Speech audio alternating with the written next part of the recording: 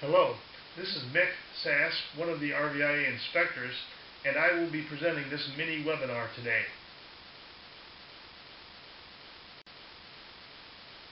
Today, we're going to cover auxiliary battery installations. This is found in the ANSI RVIA low volt standard under Chapter 2, Section 3.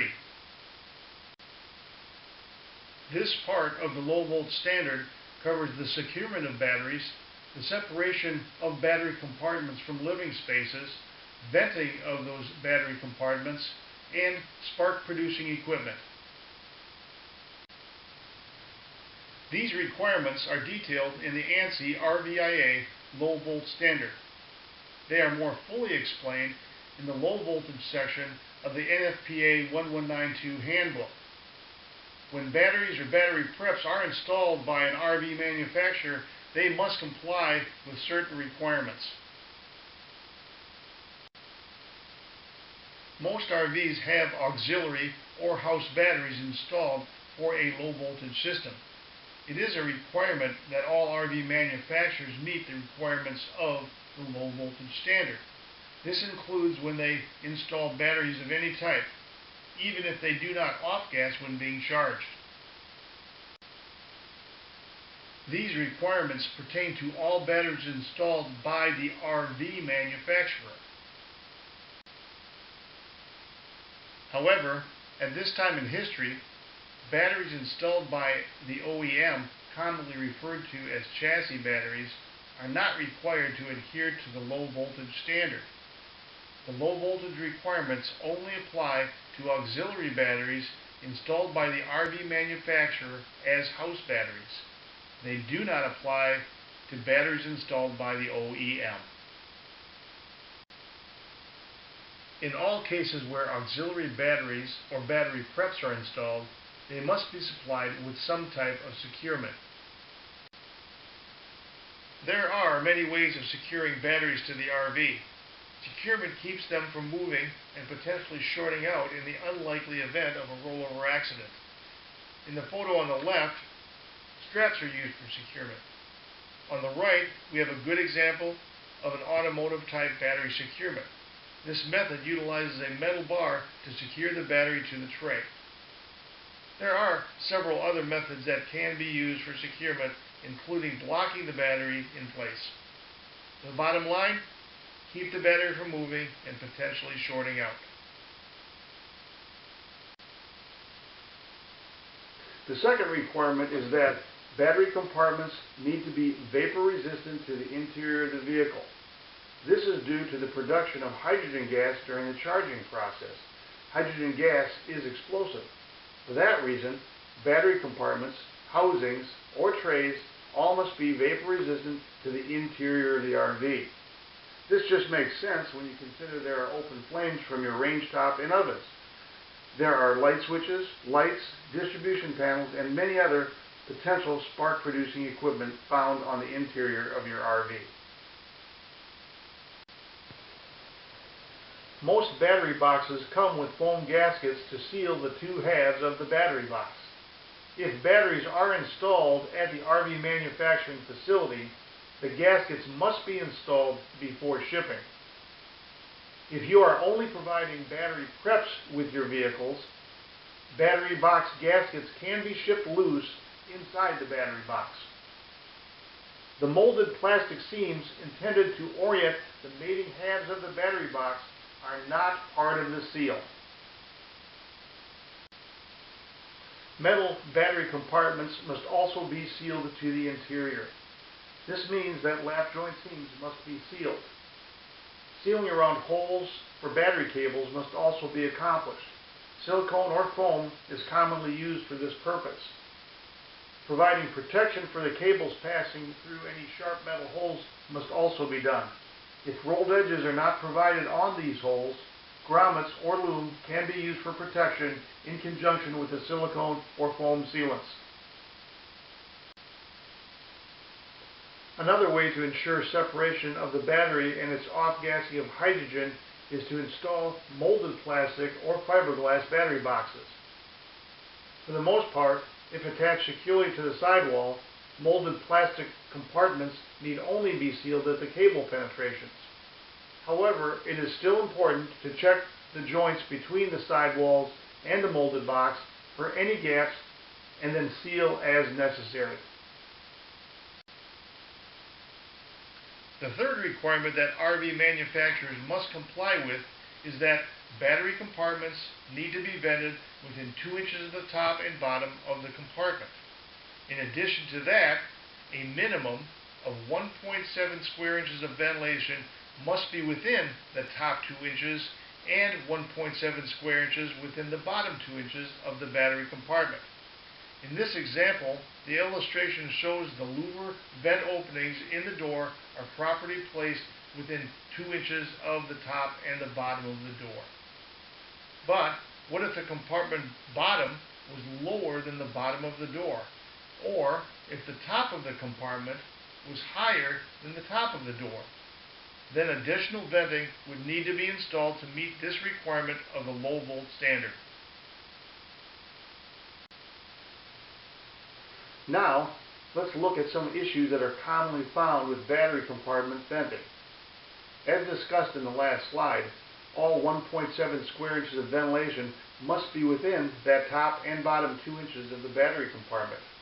If the vent openings are crushed, as seen in this photo, you have lost a portion of that 1.7 square inches of ventilation. So be sure that when these types of vent doors are shipped to the dealers or to the customers, that all vent openings are in good shape. Another common issue with battery compartment venting is that the removal of a portion of the door frame or the door seal may not provide adequate ventilation. Here we see an example on the left where the door frame is cut out to provide a potential vent opening at the top of a battery compartment. However, when the door is closed, as seen in the photo on the right, only a very small opening on either end of the hinge is providing ventilation. This venting is made even less effective because of the black rubber seal seen on the door frame. This restricts ventilation even more. There is clearly not enough opening to meet the 1.7 square inches required in this configuration. In this photograph, the door frame has not been removed. Only the seal has been removed. The chances are very good that with the door closed, there will be inadequate bottom ventilation not meeting the 1.7 square inches that are required. Now let's look at a compartment that is vented well. Here is a unique compartment with seals on both the door and the compartment body. This arrangement is providing a seal and keeping the top ventilation, seen in the middle of the door, well within the top 2 inches of that compartment. The bottom line is that the hydrogen gas produced when batteries are charging is a lighter than air gas. Hydrogen will seek the highest point in any compartment or housing. Because of its lighter than air characteristics, venting must always be located within the top and the bottom 2 inches of the compartment to promote the proper evacuation of hydrogen gas.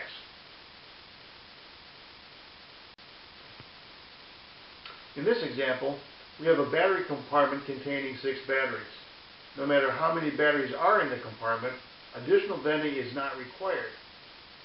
When the top of this compartment is installed, the requirement remains at 1.7 square inches of ventilation at both the top and the bottom. Also note that the vent openings in this compartment will be vented through the sidewalls with vent hose. This will be a well done installation. Battery boxes are commonly used throughout the industry and are a good option when installed properly. In this illustration, we see that battery boxes have top and bottom vent openings molded into each half of the box. The top vent must exit the vehicle at a point higher than the top of the battery box to avoid creating a gas trap in the vent hose. Here is an example of a very well-routed top vent hose. there's no chance of creating a gas trap because the vent hose is the proper length. On the other hand, excessive lengths of vent hose can create gas traps as seen in this illustration. Gas traps are to be avoided for proper ventilation.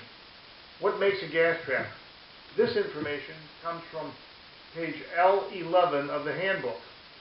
A gas trap is created if at least the full diameter of the hose is above the highest point of the hose as it exits the RV sidewall. Also, if the hose is lower than the top of the battery box, a gas trap is also created. Here are two examples of poor routing of top vent hoses. Both hoses exit below the top of the battery boxes. Both create gas traps for the hydrogen being produced during charging.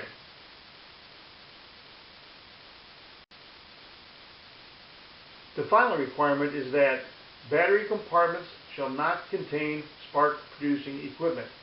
The main type of spark producers found in battery compartments that our inspection team will occasionally find tend to be either blade-type fuses, seen here on the left, or unsealed automotive circuit breakers, as seen in the photo on the right. It should be noted, however, that if the blade-type fuse is installed in a weatherproof holder, as seen here, it would be considered sealed when the top is closed, thus allowed inside a battery compartment. And a final note, that automotive circuit breakers that are sealed are allowed in battery compartments. This includes metal cap breakers that are sealed with a sealant specifically for that purpose, as seen on the left. And sealed plastic automotive circuit breakers, seen on the right, both would be allowed in battery compartments. So, in summary, these four requirements are necessary for the installation of auxiliary batteries by all RV manufacturers. These requirements are battery securement, separation of the battery compartment from the interior living spaces, venting of the battery compartments, and no spark-producing equipment inside any battery compartment.